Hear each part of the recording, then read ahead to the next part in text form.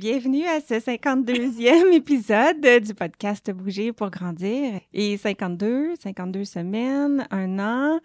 Le podcast a 1 an? C'est sa fête! C'est sa fête! On peut chanter! Vas-y! Ah, mon cher podcast, c'est à ton tour!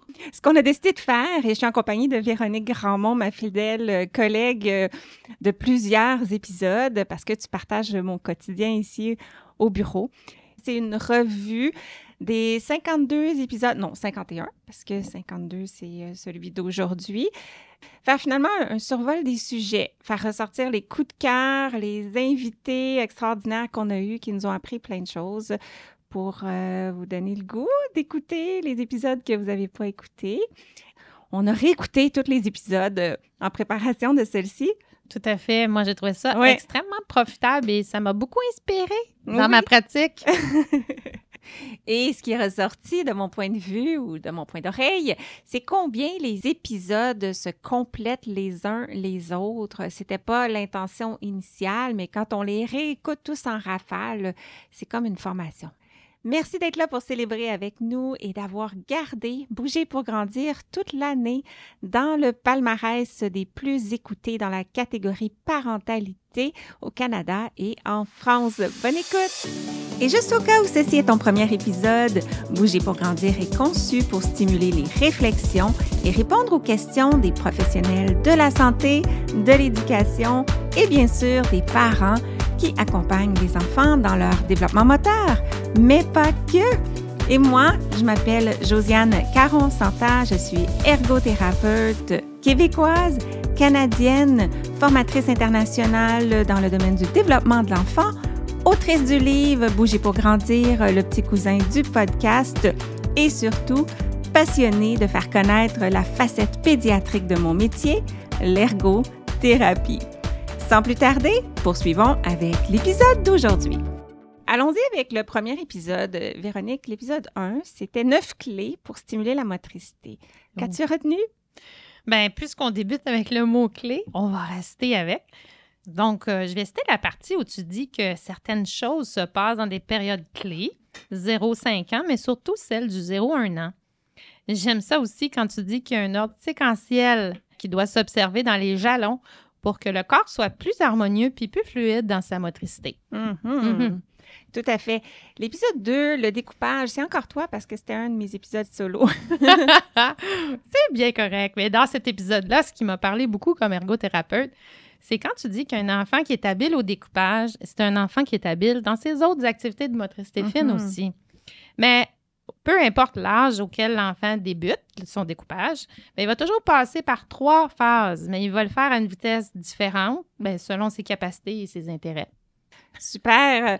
Et toi, Josiane, Oui. pour l'épisode numéro 3, le titre c'était « Révise 26 notions sur la motricité de A à Z ». C'était quoi tes coups de cœur? Mais là, ça a été difficile parce qu'il y avait 26 sujets là-dedans. On a fait le tour de l'alphabet et on a ressorti des concepts moteurs. Je vais vous dire, dans le fond, tous les sujets qu'on a abordés dans cet épisode-là. En blitz. OK, vas-y. A. Amplitude. B. Biomécanique. C. Ceinture scapulaire. D. Dissociation. E. Équilibre. F. Fluidité. G. Gravité. H. Hyperextension. I. Intégration bilatérale. J. Jongler. K. Kinesthésie. L. Latéralité. M. Motricité. N. Neurodéveloppement. O. Oral moteur. P. Posture. Q. Qualité de mouvement. R. Réflexe primitif. S. Stabilité proximale. T. Tonus. U. Unilatéral. V. Visiomoteur. W. Position assise en W. X. X. Exercice. Y. Yoga. Z. Zoomorphisme. Donc, on apprend un peu c'est quoi tout ça, puis surtout, on fait des liens entre tous ces concepts-là. Un épisode à écouter, absolument, absolument. Ah, si vous voulez réviser l'alphabet, en fait. Next, C'est à mon tour, je pense. ouais. Bébé sur le ventre 101, épisode 4. Mais dans celui-là, moi, j'aime quand tu expliques que dès sa naissance, passer du temps dans la position sur le ventre, lorsque bébé est éveillé, bien entendu, ça permet de stimuler d'importants systèmes sensoriels. Parce que ces systèmes sensoriels-là sont responsables de son tonus musculaire, du sens de l'équilibre. Donc, il commence déjà à construire sa posture debout. Assez impressionnant. Vraiment, vraiment. L'épisode 5... Oui, c'est à ton tour. Alors, qu'est-ce que tu as retenu des enfants qui bougent trop, Josiane? On ne peut pas dire qu'un enfant bouge trop si ses besoins fondamentaux n'ont pas été d'abord adressés. Alors, un enfant, ça a besoin de bouger. Plus il est jeune, plus c'est vrai. Alors, si l'enfant n'a pas assez bougé et qu'on sent qu'il bouge trop, c'est peut-être dans un premier temps qu'on devrait se poser la question, est-ce qu'il a assez bougé et comment on pourrait le faire bouger? Ah, oui. Où est-ce qu'on est rendu? Là. Ah, OK. À mon tour! Je m'éloigne. Comment aider l'enfant à choisir sa main dominante, épisode 6? Oui, bien pour cet épisode-là, je vais citer ton analogie avec le jardinage. Si la dominance ne s'installe pas ou qu'elle ne se développe pas chez un enfant, c'est parce que les conditions ne sont pas optimales, que le sol n'est pas fertile, qu'il n'y a peut-être pas ou pas assez de lumière ou de pluie et que ça empêche la plante de pousser. Et puis, un des éléments qui faisait partie de créer ces conditions idéales-là, c'était de s'assurer que l'enfant pouvait croiser la ligne médiane de son corps avec ses yeux et avec ses mains dans ses activités. Ah, oui. Donc, Josiane, si à ton tour, tu nous dis ton coup de cœur pour l'épisode qui parlait de comprendre le TDC dyspraxie avec Julie Lavergne. Julie Lavergne est venue nous voir 2 fois. On a fait un épisode pour comprendre la dyspraxie, le TDC, et un autre pour l'intervention. Donc, j'ai comme combiné les deux. Et dans le premier, ce que j'ai retenu, c'est que l'hypothèse de TDC ne peut pas être validée si l'enfant n'a pas eu au préalable les opportunités nécessaires au développement de sa motricité. Lorsqu'on dénote des défis avec la motricité, il faut d'abord permettre à l'enfant une période d'intervention, de stimulation pour voir s'il peut rattraper. Et si ce n'est pas le cas, après ça, le médecin pourra valider sous les conseils de l'ergothérapeute et de son évaluation. Oui, c'est un point vraiment important. Alors, pour l'épisode numéro 8, qui parlait de 15 comptines pour bouger avec bébé 0-6 mois, je trouvais ça important de rappeler que le bébé développe son sens du jeu dès qu'il découvre ses sens, ses muscles, et qu'il a envie de répéter quelque chose de plaisant pour ses sens. Mais comme il avait entendu la voix de sa mère dans le ventre, bien, le fait de bouger au rythme de notre voix à l'extérieur du ventre, ça lui permet d'intégrer les nouvelles contraintes de son environnement, mais de créer des connexions positives avec cet environnement-là. On avait parlé de ça, créer des connexions positives. Mm-hmm. Épisode 9, prise du crayon pour ou contre l'intervention. Il y avait plusieurs choses là-dedans, j'en dis quelques-unes. D'abord, on blâme souvent la prise du crayon lorsqu'il y a un problème avec l'écriture parce que c'est elle qui est le plus observable, mais il faut la considérer comme étant davantage le symptôme d'une immaturité dans le corps plutôt que le problème en soi qu'il faut corriger. Bon point.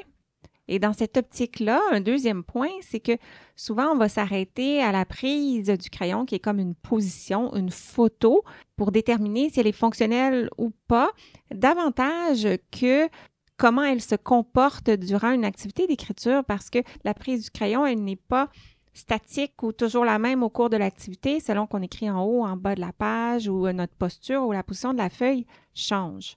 Et enfin, lorsqu'on pense intervention, c'est pas seulement de cibler la disposition des doigts sur le crayon, mais il faut garder en tête que l'objectif, c'est le fonctionnel. Donc, que l'écriture soit lisible, assez rapide en fonction des attentes, assez endurante pour faire les tâches demandées aussi, qu'elle soit confortable, qu'il n'y ait pas de douleur.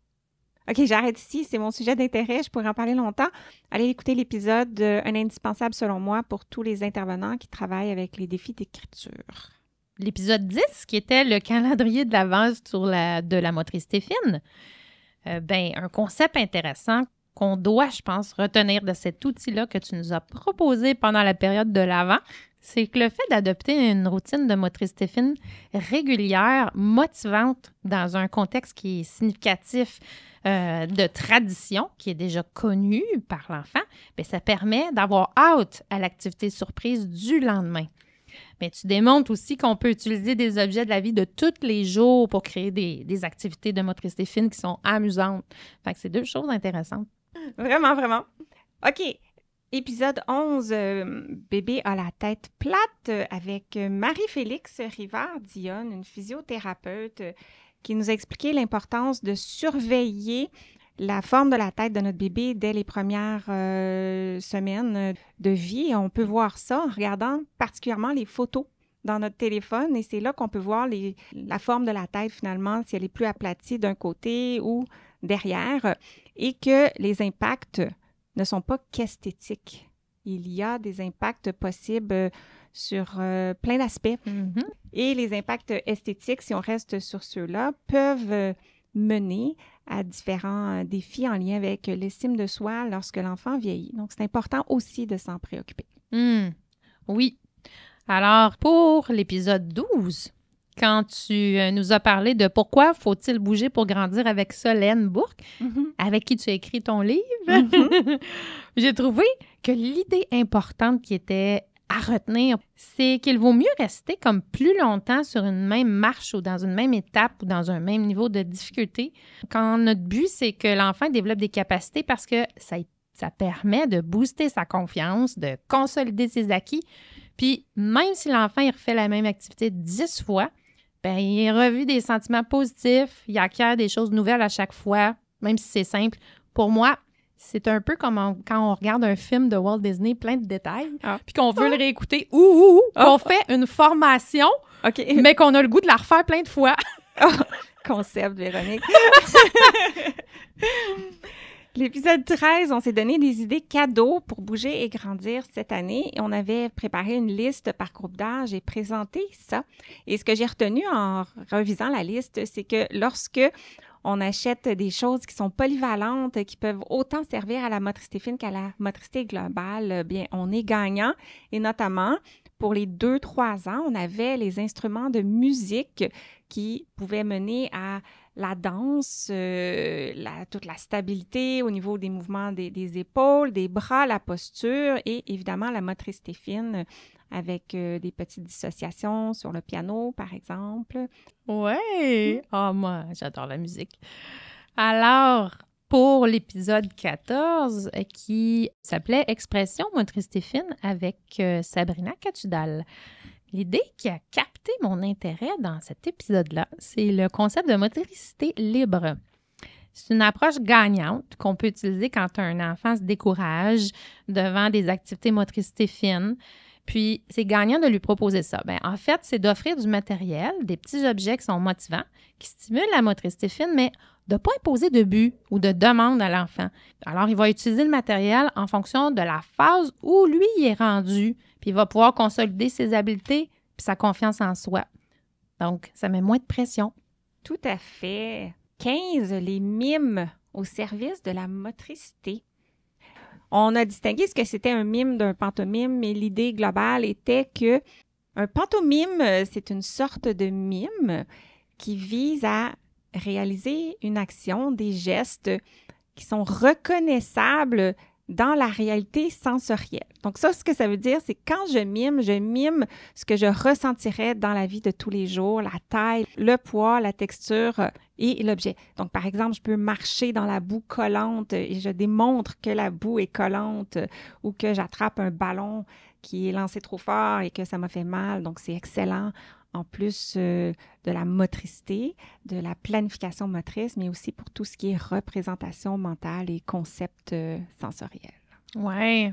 Oui, c'est les jeux de pantomime, c'est vraiment le fun. Je pense qu'on est rendu à l'épisode 16 qui portait sur le script ou le cursif.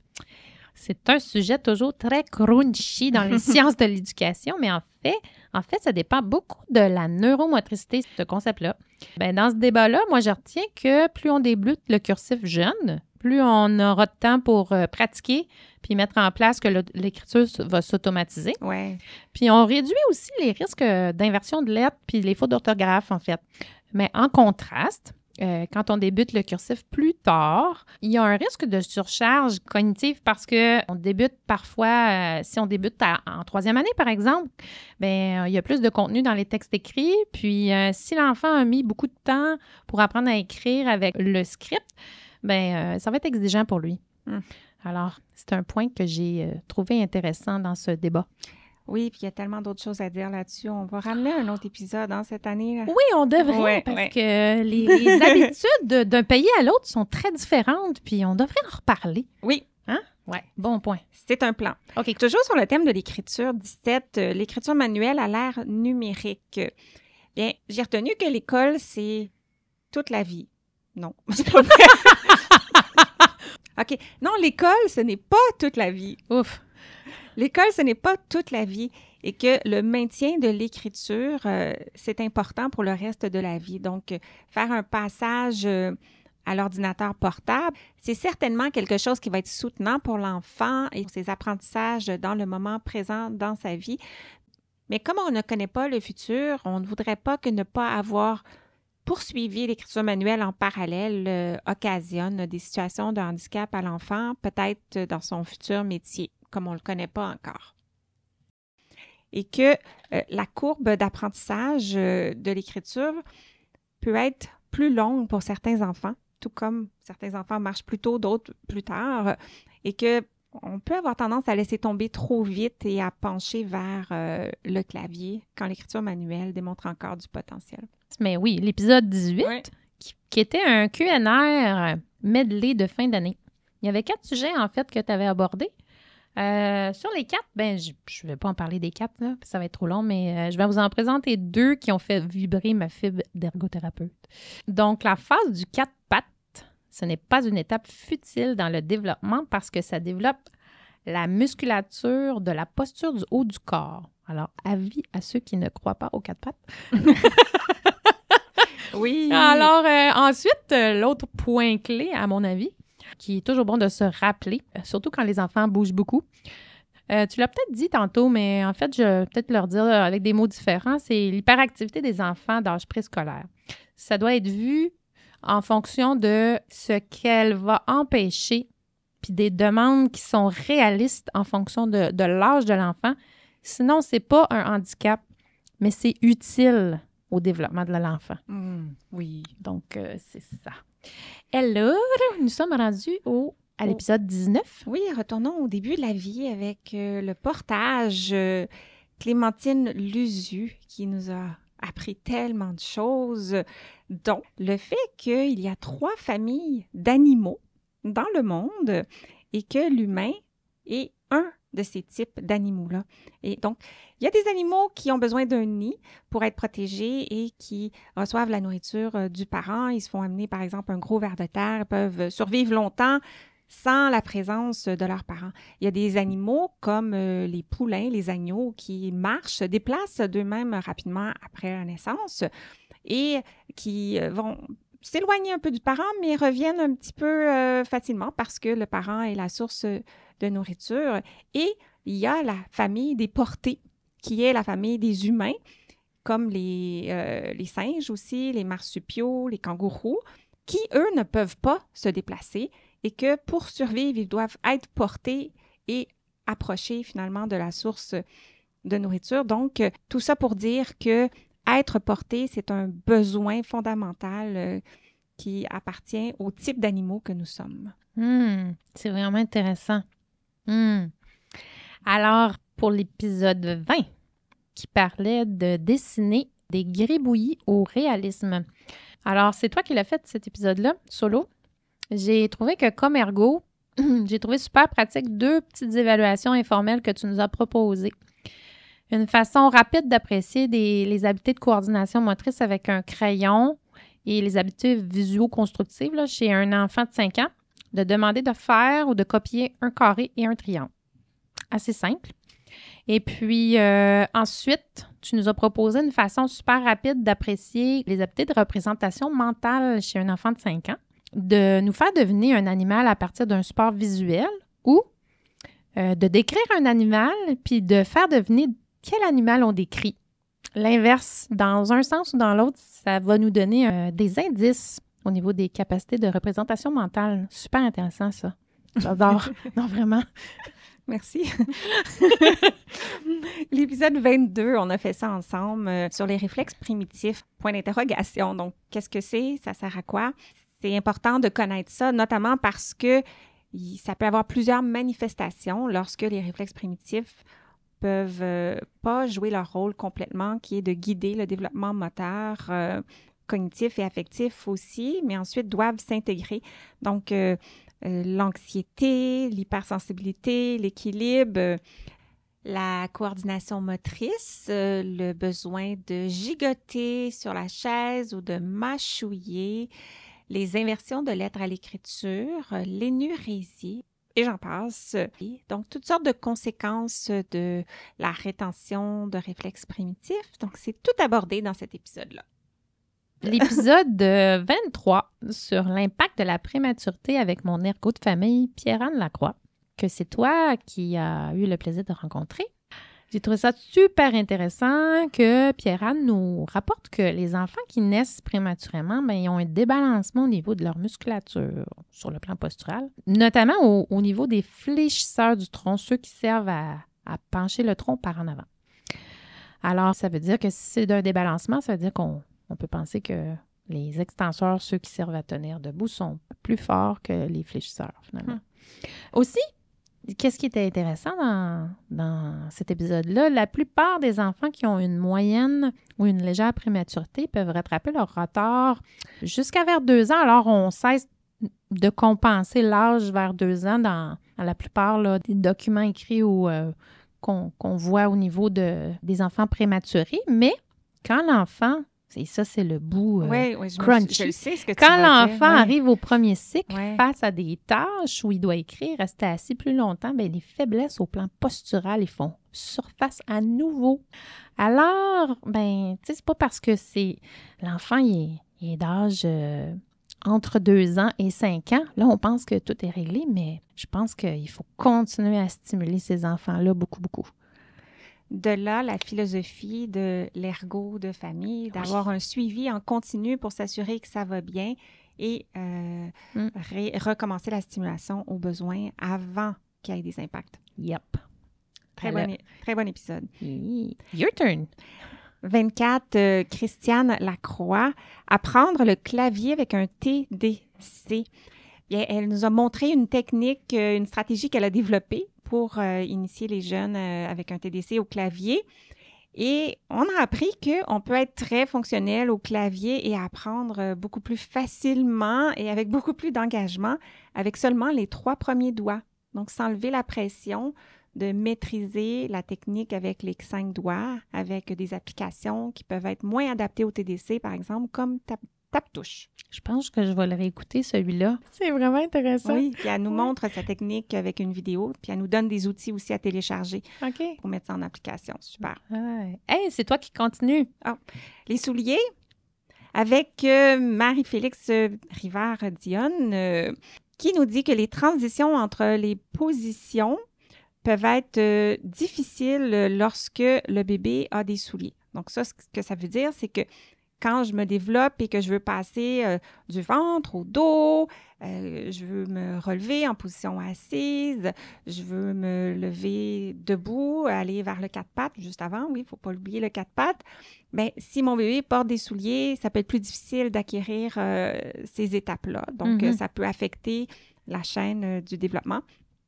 Et que c'est important d'avoir des souliers qui permettent la mobilité des orteils. Notamment, de l'arche plantaire aussi. Oui, notamment assez large. C'est ça, c'est que c'est préférable de ne pas avoir de souliers. Mais le jour où on met des souliers, on veut des souliers qui sont assez larges pour permettre aux orteils de prendre tout leur espace et qui sont le moins épais possible pour les arches plantaires, pour que cette partie-là du pied puisse se renforcer. Et il faut surveiller la pointure des souliers parce que ça change vite. Lorsque l'enfant a moins de 18 mois, c'est une demi-pointure aux 2 mois qui change. Donc, il faut surveiller ça. Puis après ça, jusqu'à 3 ans, c'est une pointure aux 8 mois. Donc, on surveille et on modifie... on change la paire de souliers au besoin. OK. Bon, ben Ouais, c'est bon à retenir. Il y a plein d'autres choses là-dedans. En tout cas, on continue. On poursuit. Ben, pour l'épisode 26, où tu nous parles de l'enfant ambidextre, j'ai aimé que tu clarifies quelque chose qu'on entend souvent dire chez les gens, soit le fait que leur enfant est ambidextre. Ben... Flash news! L'ambidextrie, c'est rare. On peut pas utiliser ce terme-là avant qu'un enfant ait 7-8 ans. Puis que l'enfant, quand il change de main pendant une tâche, c'est parce que sa dominance manuelle n'est pas établie pour la tâche qu'on lui propose. Mais tu nous expliques aussi le contexte où on peut vraiment parler d'ambidextrie. Alors, écoutez cet épisode. L'épisode 27, signé pour communiquer et développer sa motricité avec Lila Signe. Alors, les enfants arrivent à signer en moyenne autour de 9-10 mois, mais certains peuvent commencer à 6 mois, d'autres à 17 mois. Et ce que j'ai trouvé intéressant, dans le fond, c'est que même si les signes peuvent paraître compliqués, c'est comme le langage oral. Au début, l'enfant imite le langage et ça ne sonne pas du tout ce que c'est supposé sonner, mais c'est la même chose pour les signes. Donc, l'enfant va faire certains mouvements qui peuvent s'approcher ou pas des signes et il faut résister à la tentation de les corriger parce que c'est l'exposition qui va faire qu'ils vont se perfectionner en même temps que leur capacité de motricité fine qui n'est peut-être pas tout à fait là encore ou suffisante encore avant d'être plus dissocié finalement, plus âgé. Ouais. J'ai vraiment aimé cet épisode-là. Oui. Fascinant. Pour l'épisode 28 qui parlait de danser pour grandir avec Sabrina Catudal, des points intéressants que vous avez soulevés. C'était que l'exposition à la musique de manière régulière, ça favorisait l'intention de bouger le corps au son de la musique. Puis que différents types de danse favorisent différents aspects du développement moteur, genre ballet versus hip-hop. Ben forcément, parce que la sorte de musique a un impact sur comment on fait les mouvements. Hein? Donc, voilà. C'était super intéressant. Puis moi, faut que je le dise, là, j'ai appris qu'il n'y a pas de mauvaise façon de danser. Donc, ça m'a beaucoup rassurée que malgré ma pauvre coordination, je peux quand même danser. La seule chose, par exemple, que je vais nuancer à ce niveau-là, c'est que quand tu apprends à danser le tango ou la salsa à deux, ben là, tu n'as comme pas le choix de pas danser comme tu veux. Ben, tu peux, mais c'est plus de la salsa. C'est du plage sur les pieds. Bon, OK. On passe au prochain épisode. C'est quand même de la danse. 29, les tomes avec Marie-Philippe Rodrigue, orthophoniste. Donc, c'est un trouble orofacio-myofonctionnel à connaître parce que 30 à 40 % de la population en ont un. Plusieurs ne le savent pas, souffrent en silence, ont plein de manifestations, ronflées, l'alimentation, le reflux, des problèmes de posture, d'articulation, d'occlusion, des maux de tête, même au niveau esthétique aussi. Et ça peut venir de différentes causes, mais entre autres de la suce prolongée, sucer son pouce. Et essentiellement, c'est un trouble lorsque la langue, les muscles de la langue ne font pas correctement leur fonction et que ça débalance toutes les structures orofaciales et l'équilibre musculaire. C'est vrai. Les mouvements de la langue, c'est... Oui, tu le sais, oui. Oui, c'est très dépendant de tout le postural. C'est très relié ensemble. Oui, c'est ça. D'accord. Un épisode de 30. Oui ou non aux adapteurs de crayons? Savais-tu que l'Académie a créé un guide super pratique du développement moteur de l'enfant? Concrètement, c'est quoi? C'est une liste des jalons de motricité globale et de motricité fine, étape par étape, âge par âge. Alors, si tu ne l'as pas encore, viens rejoindre ma communauté et récupérer ton guide. C'est gratuit au josianecaronsanta.com/guide. Oui ou non aux adapteurs de crayons? Ça rime. Alors, pour cet épisode-là, une autre comparaison qu'on avait faite qui mérite d'être répétée, c'est qu'on peut comparer les adaptateurs de crayons à des orthèses plantaires.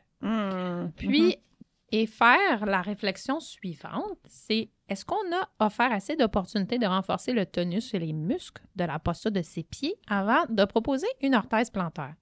Bon, et alors si on parle de crayon, est-ce que l'adaptateur a été choisi en fonction de ce qui a besoin d'être compensé ou augmenter pour cet enfant-là? Donc, c'est plus des questions qu'on avait lancées, mais je trouve que c'est les deux choses en tête à se remémorer. Tout à fait. 31.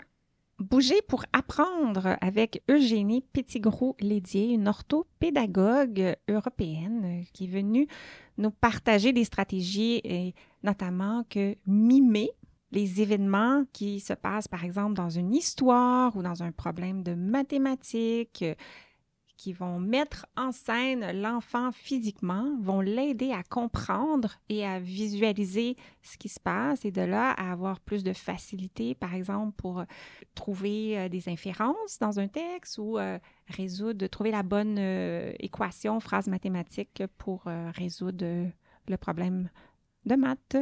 OK, oui. Ben ça donne, en tout cas, je pense que cet épisode-là, il est plein de bonnes idées pour la période des devoirs, hein? Oui, puis pour l'apprentissage de la lecture aussi, la ponctuation. Oui. Par exemple, marcher, ralentir, faire un mini-arrêt à la virgule. C'est pas tout, Josiane. Ah, OK. Allez l'écouter. Alors, je vous parle de l'épisode 32, où tu nous as parlé du retournement, à savoir si c'était un jalon important. Pour moi, il y avait 2 points clés à retenir parmi d'autres qui ont été mentionnés dans cet excellent épisode.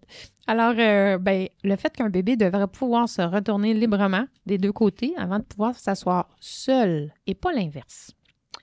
Et puis, le fait aussi qu'un retournement qui arriverait plus tôt que 4 mois, à 4 mois, ça serait peut-être un indice qu'il faut surveiller s'il y a un déséquilibre de la musculature entre les fléchisseurs du corps et les extenseurs existe parce que, je me rappelle pas de l'exemple que tu as donné dans l'épisode, mais si le bébé, il pousse toujours du même côté puis qu'il finit par se retourner, mais qu'il bouge jamais dans l'autre direction, mais le déséquilibre, il peut amener autre chose dans son développement.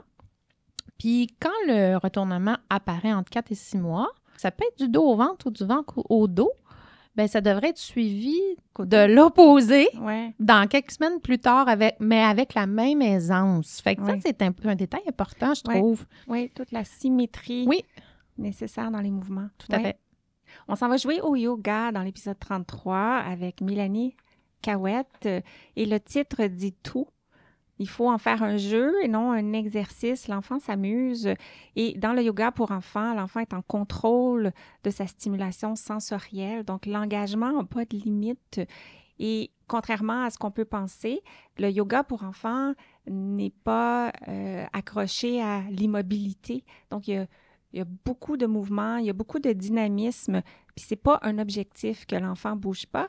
Et au fil du temps, l'enfant va s'amuser à explorer les 2 extrêmes de l'immobilité versus le mouvement. Donc, bouger, s'arrêter et en même temps développer les fondations pour ses fonctions exécutives avant d'inhiber ce que je suis en train de faire et de reprendre, d'initier autre chose. Mais quand on y pense, tu sais, tenir 10 secondes une position pour un enfant, c'est pas très significatif. Alors, si on parle de l'épisode 34, sur lequel on a fait des réflexions sur la préparation vers la maternelle. Rien de compliqué ici, mais pour les futurs ou nouveaux parents qui voudront peut-être porter attention à ça, la préparation à la maternelle, ça débute dès la naissance de bébé en renforçant sa posture par des jeux moteurs au sol qui placent bébé dans une variété de positions dans lesquelles il va exercer sa musculature, ses systèmes sensoriels, etc. Et c'est l'aboutissement de ça, de cette exposition-là, qui va permettre à un enfant de pouvoir rester assis au sol en tailleur 15 minutes à peu près pendant une histoire à la maternelle. Donc, jouer par terre, tout le monde, longtemps. Je réalise que cet épisode-là aurait dû être intitulé « Préparation à la maternelle pour le nouveau-né ». Ah bon? Parce que par le temps qu'on écoute cet épisode-là, si on est un parent d'un enfant qui entre à la maternelle, ces principes-là peuvent plus être mis en place. Oui, tu as raison, mais peut-être que plus tard, on pourrait reparler de maternelle 4 ans, maternelle 5 ans, qui sont des nouvelles réalités au Québec. Maternelle 4 mois, maternelle 5 mois. Ah ben oui, si on voit ça de même. On verra. Vers l'épisode 35-36, c'était un gros sujet. On a fait ça en 2 fois avec Ariane Auger. Douance, double exceptionnalité et motricité. un épisode rempli d'informations et de stratégies aussi. Et la douance, on a appris que, dans le fond, c'est une aptitude naturelle dans un ou plusieurs domaines qui va être plus que les pairs. Donc, la douance n'est pas seulement au niveau intellectuel, qui est celle qu'on connaît le plus. Elle peut être au niveau physique, et c'est ça qui m'a frappée comme information. Donc, on peut avoir une douance motrice, si on veut, avoir des habiletés exceptionnelles dans les sports. On peut avoir une douance perceptuelle, sociale, cognitive et bien sûr intellectuelle. Et elle nous a parlé de haut potentiel et elle nous disait dans le fond que cette aptitude naturelle-là, bien, l'enfant peut l'avoir, mais elle peut ne pas s'exprimer si les conditions idéales ne sont pas rassemblées. Et entre autres, c'est que l'enfant doit avoir aussi de la créativité, de l'engagement pour l'activité, pour qu'on voit les comportements doués. Je trouve ça fascinant. Est-ce qu'on est rendu à l'épisode 37? Oui. OK. Hey, c'est celui qu'on a fait sur la draisienne versus le tricycle. Oui, ça fait moins longtemps, ça. Oui. Hey, moi, j'ai eu du fun avec celui-là. Parmi tous les points discutés, je trouvais ça intéressant de souligner qu'un des avantages pour la draisienne, que ça permettait à l'enfant de débuter plus tôt la gestion de son équilibre sur le véhicule roulant là, que le tricycle, mais que l'avantage majeur du tricycle, ça découlait de sa stabilité parce que c'est plus relax en situation de jeu social. Alors, ça t'amène à l'épisode 38. Avec Sarah Hamel, un épisode animé où on a parlé de quand Tipou veut plus aller à son activité de motricité. Autrement dit, on a parlé de motivation ou démotivation. Et elle nous a amené sur la réflexion, dans le fond, qu'il faut vraiment s'attarder à la cause et non aux symptômes. Donc, je ne veux plus aller à mon activité, c'est le symptôme qu'il y a autre chose derrière ça. Il faut s'y intéresser.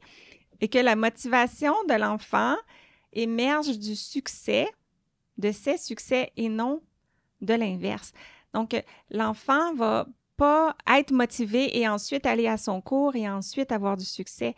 Il va devoir vivre des expériences douces qui lui conviennent, accompagné de son parent, le support affectif, et à travers ça, se sentir bon et développer le sentiment de compétence qui va le mener à être motivé à continuer. Mm-hmm. Donc, attendre la motivation ou essayer de trouver des moyens de le convaincre ou de le motiver, c'est peut-être pas la meilleure façon, dans le fond, pour l'accompagner.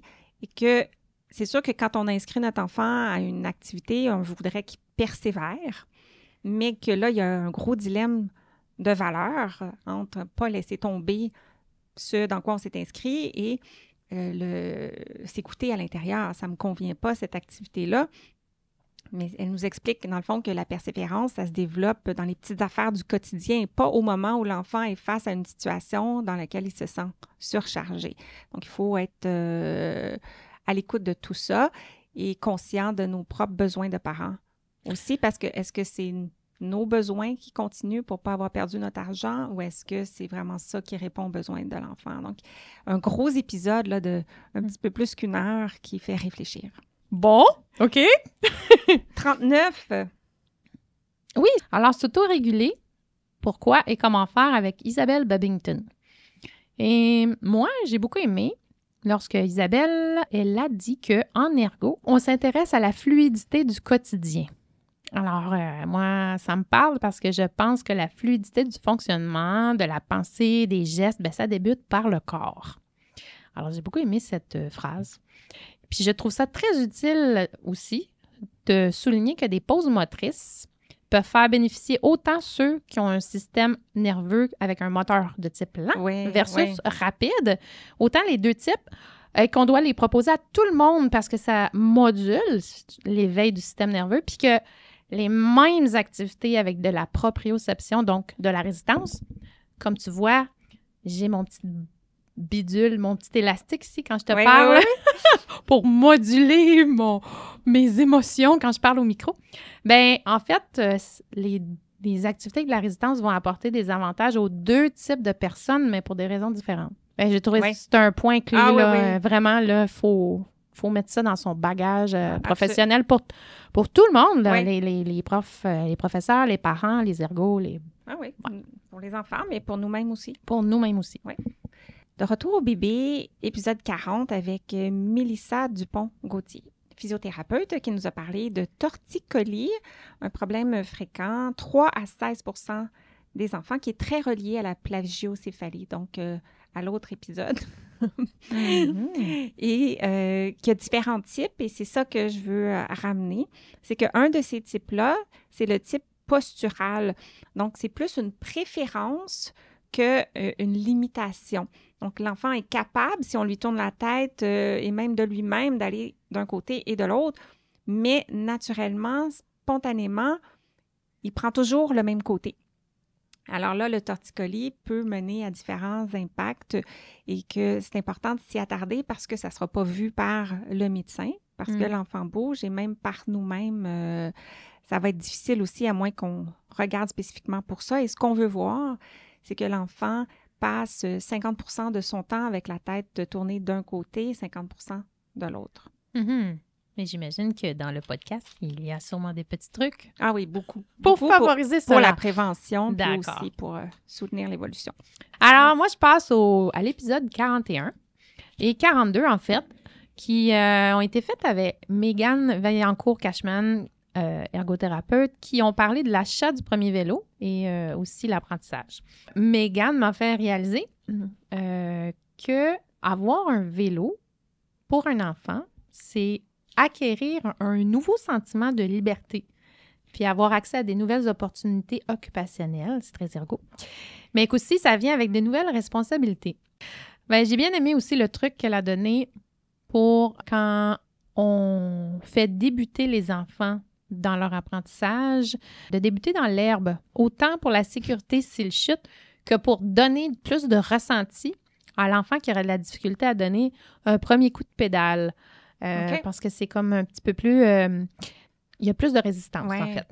Puis, dans l'épisode suivant, ben, j'ai aimé qu'elle suggère aux parents d'habiller leur enfant avec du long, des vêtements longs pendant la période d'apprentissage parce que, encore là, on évite des bobos. Et un petit coup de cœur aussi pour le concept des pensées menottes et les pensées lunettes. Puis c'était une analogie très intéressante pour aider l'enfant à rationaliser ses peurs à vélo. Ben, si vous voulez en savoir plus de comment l'expliquer, ben écoutez l'épisode. Épisode 43, apprendre à nager, étapes et stratégies pour les difficultés, avec Annie-Ève Jutras, ergothérapeute. Bien, gros coup de cœur pour ces histoires personnelles qui mettent en lumière l'importance de la sécurité aquatique, qu'un accident, c'est vite arrivé et on ne s'en rend pas toujours compte de ce qui vient d'arriver, même si on est présent juste à côté de l'enfant. Et l'importance de la communication à notre enfant et à l'entourage de notre enfant, de ses compétences aquatiques. Notamment, elle a raconté l'histoire d'une fête d'amis où elle reçoit un enfant qui ne sait pas nager, et c'est une activité piscine. Et le parent a dit oui, problème pour l'activité de piscine, mais n'a pas mentionné que l'enfant ne sait pas nager. Et l'enfant l'a mentionné lui-même, mais c'est ça l'objectif, c'est que ce n'est pas tous les enfants qui vont le faire. Mm-hmm. Et l'enfant peut aussi dire qu'il sait nager quand il ne sait pas nager. Donc, c'est important de communiquer le niveau à l'enfant pour qu'il puisse le dire, qu'il soit conscient qu'il sait ou pas nager. Et aussi, puis plein d'autres stratégies pour l'apprentissage de la nage. Et juste une, notamment, que la première étape, c'est la maîtrise de la flottaison. Mm-hmm. L'épisode 44, qui parlait de bébé Bouddha ou de déficience visuelle et motricité, avec Pascal Patoureau, qui était en Guyane française, je pense. Mm-hmm. Ouais, elle nous appelait de loin. J'ai été surprise d'apprendre que les enfants malvoyants, ils pouvaient compenser par 2 façons très différentes, en fait. Donc, soit qu'ils vont se servir le plus possible de leur vision résiduelle sans compenser, en complément là, avec les autres sens, ou pas du tout utiliser cette vue-là, puis seulement les autres sens. Alors, les ergots peuvent aider dans les deux situations parce qu'il faut qu'ils maximisent l'utilisation de tous les sens parce que c'est comme ça qu'on comprend les contextes mieux. Fait que ça, j'ai trouvé ça bon. Oui, son histoire de souris aussi. Hein. Ah oui! Ça, moi, bon. faut que je lise ce livre. Oui, la souris dans le noir. Oui, c'est ça. 7 souris dans le noir. 7. Oui, 7. Ouais. Faut que je réécoute. Ouais. 45-46, 2 épisodes parfaits pour l'été, mais pas que, avec Cindy Bonenfant, pourquoi bouger dehors et comment bouger dehors. Donc, les bienfaits, les principes dans le premier épisode et dans le deuxième, des idées d'activité. Et les bienfaits de jouer dehors, il y a ceux qui sont intuitifs, mais il y en a plusieurs autres qui ne le sont pas autant. Par exemple, sur le système immunitaire, donc l'enfant est exposé à plein de... Explosé. est exposé à plein d'allergènes potentiels ou toutes sortes de choses. La santé oculaire, la santé physique diminue la sédentarité, diminue les risques d'obésité. La santé mentale, moins de stress, des enfants plus calmes, mène à plus d'initiatives, à l'affirmation de soi et j'en passe. Et au niveau des idées, entre autres, il n'y a pas juste les jours de soleil qui sont stimulants pour l'enfant. Aller dehors quand il pleut, quand il y a de la boîte, les enfants adorent ça. Nous, peut-être moins, mais c'est plein d'opportunités pour développer la motricité et le cognitif aussi, plein d'autres affaires. Les grands, des fois, ils aiment ça, aller jouer dans la boîte avec les Jeeps, là. Oui, mais normalement, les jours de soleil... Non, il y en a qui aiment ça, aller dans les trous de boîte avec des Jeeps. OK, bon. Ça dépend des adultes, bien sûr. Ça. Alors, si on passe à l'épisode 47, bébé apprend à s'asseoir avec et sans assistance. C'est toi qui l'as fait, celui-là. Oh. Malgré toutes les choses super intéressantes que tu as dites dans ce podcast-là, je pense qu'il faut retenir que la position assise, qui est assumée seule par l'enfant, et je mets l'emphase sur seule, c'est celle qui est optimale parce que c'est la meilleure pour l'enfant, parce qu'elle le prépare mieux pour le 4 pattes au niveau de sa coordination motrice. Voilà. 48, la classe flexible avec Sonia Côté, qui nous a parlé d'adapter la classe, autant au niveau physique que pédagogique. Et un des points clés, c'est l'importance d'avoir beaucoup d'assises différentes dans la classe. Elle nous a parlé d'une étude qui disait que ça prend plus de types d'assises, donc divan, tablette, petit banc, pouf, possibilités, dans le fond, pour s'asseoir. Plus d'assises disponibles que de nombre d'enfants dans la classe. Le nombre qui avait été donné, c'est 30, un minimum de 30 pour 22. Et la raison de ça, c'est que l'enfant doit pouvoir avoir un choix. Donc, si l'enfant arrive à un point où c'est, bon, il reste juste un choix. Faut pas qu'il joue à la chaise musicale. Mais c'est ça, c'est que dans les choix restants, il va certainement en avoir un qui convient. Mm-hmm. On ne voudrait pas qu'un enfant aille s'installer dans un endroit qui n'est pas adapté pour lui. OK. 49, apprendre la boucle avec un TDC et Christiane Lacroix qui nous est revenue avec une autre stratégie visuelle disponible sur vidéo pour la boucle de souliers.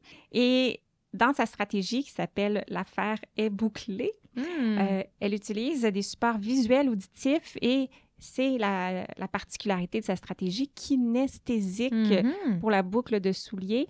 Une idée à laquelle moi, je n'avais jamais pensé et qui vaut vraiment la peine d'être connue si on accompagne un enfant avec un TDC ou un enfant avec un autre défi qui a de la difficulté avec l'apprentissage de la boucle. Oui.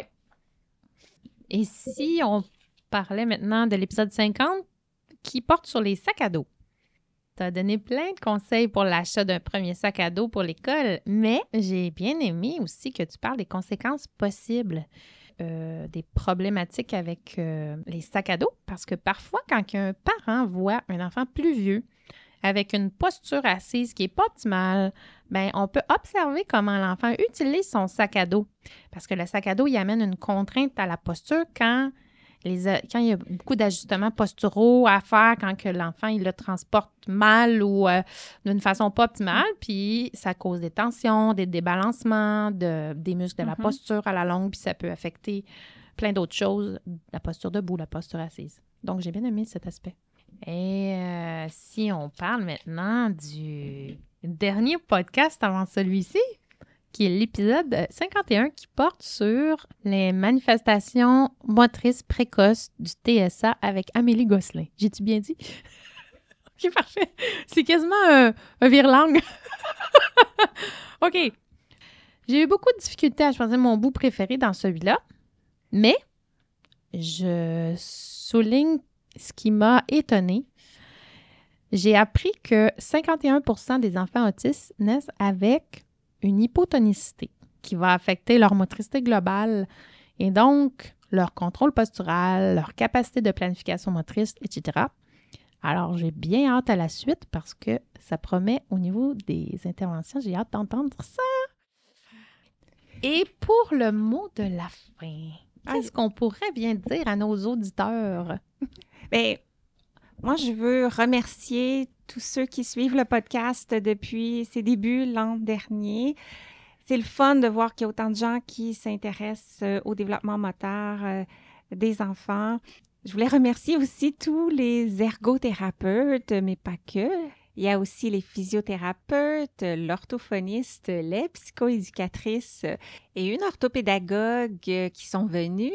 C'est ça, les professionnels, on travaille en équipe, qui sont venus complémenter les sujets les uns des autres pour faire rayonner nos professions, puis aussi pour connaître mieux le développement de l'enfant. Puis aussi, je voulais te remercier, toi, Véronique, qui est toujours là pour prête à faire des discussions avec moi pour le podcast. Merci à Nespresso. Pour nous booster un peu avant les épisodes. Et à Glenn, qui fait toujours l'édition technique finale pour s'assurer que le son est bon. Et on est très excités pour la prochaine année. Oui, n'hésitez pas sur les réseaux sociaux à commenter sous une des publications. Il y en aura par rapport à cet épisode-ci pour nous dire ce que vous avez aimé, ce que vous aimeriez, des invités que vous voulez revoir et tout autre feedback qui peuvent nous aider à continuer à construire Bouger pour grandir. Ouais, ce n'est que non. À la semaine prochaine. Ah oui, c'est vrai. Y a-t-il une chanson pour ça? À la semaine prochaine. Bye. Bye. Merci d'avoir écouté et à bientôt pour notre prochain épisode. Et d'ici là, vous pouvez me retrouver quotidiennement sur les réseaux sociaux, consulter mon blog et profiter de mes ressources gratuites en joignant ma communauté au josiannecaronsanta.com/guide. Le podcast Bouger pour grandir est une production de l'Académie de formation JCSI, des formations en ligne sur le développement et fonctionnement de l'enfant, de la perspective de l'ergothérapie. C'est tout pour cet épisode et sur ce, je vous dis à très très bientôt pour continuer à parler d'ergo. Bye!